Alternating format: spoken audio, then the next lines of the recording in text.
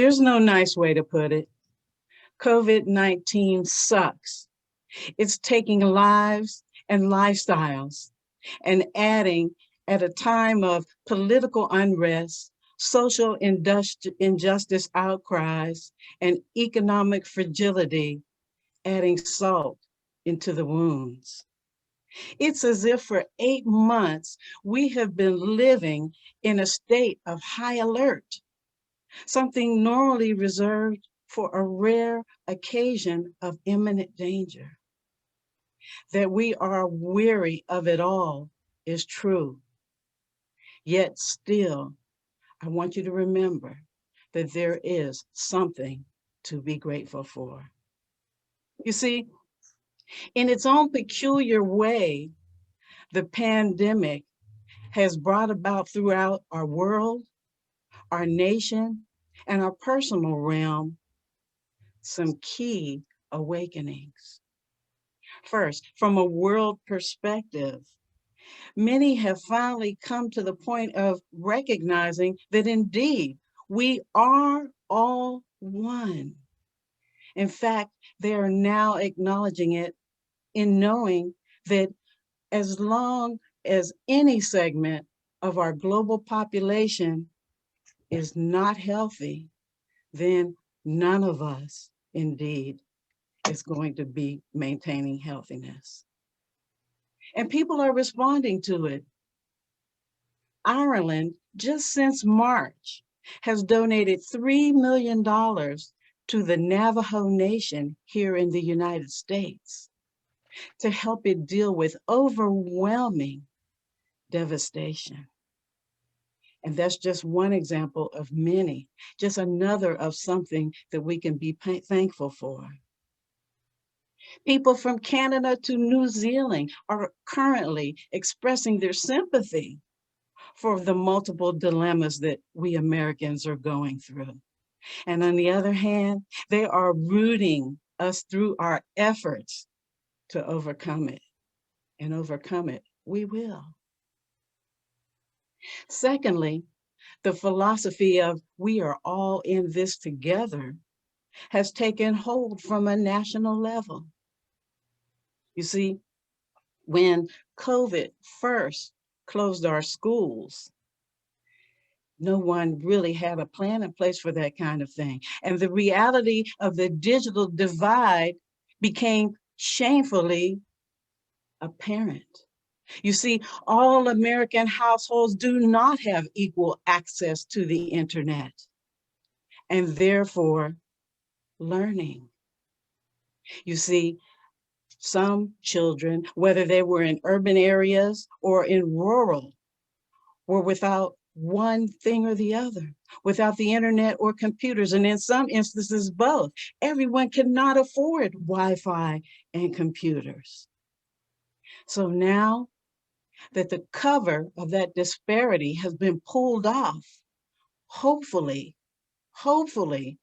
our country will begin to further invest into education, making sure that everyone has access to the tools they need for learning. A greater sense of community has also emerged. You see, as Congress sits idly, rat-a-tat-tatting their fingers on their desk, as people are struggling to put food on their tables, you have food banks and churches and other local organizations that are banding together to safely provide groceries to those in need. Even school bus drivers got into play, and what they were doing were delivering to children the school meals that they normally would have gotten were they in attendance at school. Employers also had awakening. You see, they have learned that yes, certain employees can and will efficiently perform their tasks at home. And when our children are able to return to school, it is quite likely that those parents will not resume commuting to the confines of an office space, but instead will continue to work from home. And let us not forget, let us thank all the people who are out there, the people like cashiers, stock clerks, counselors, mail carriers, delivery people, healthcare workers. They're all out there on the front line just so that we can follow the guidelines we've been given to just stay home, to just stay home.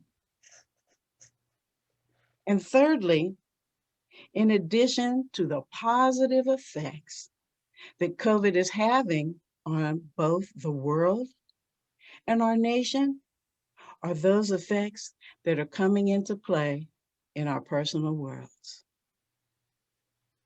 One example I came across was the actress, singer, and dancer, Jennifer Lopez. She said that she has been so happy to have that time at home and to enjoy every dinner with her children that she never imagined how it could be, that she had not done so in like ever. And what came out of that was her children had conversations with her in which they were talking about the things that they liked in their life and the things that they didn't like. And Jennifer said for her, that was a real eye opener. So you see, having now to minimize the amount of time that we spend out and about in our busy workaday world has had many benefits if we make use of that time wisely. And we've been ordered to do so. We've been advised to do so. And it is wise to do so. And also, people are more willing now than ever to engage in deeper conversations. Folks are doing a lot more home cooking. I know I have been, as you can see if you had a full physical view of me. And others are indulging in self-care, such as exercise and taking lots of long, hot baths. I've talked with a number of people, by the way, in recent times who have adopted the practice of meditation. Meditation. It's one of the things that is getting me through.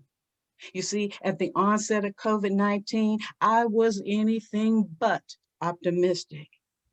Now, it took me a while to adjust to the isolation of being home alone day in and day out.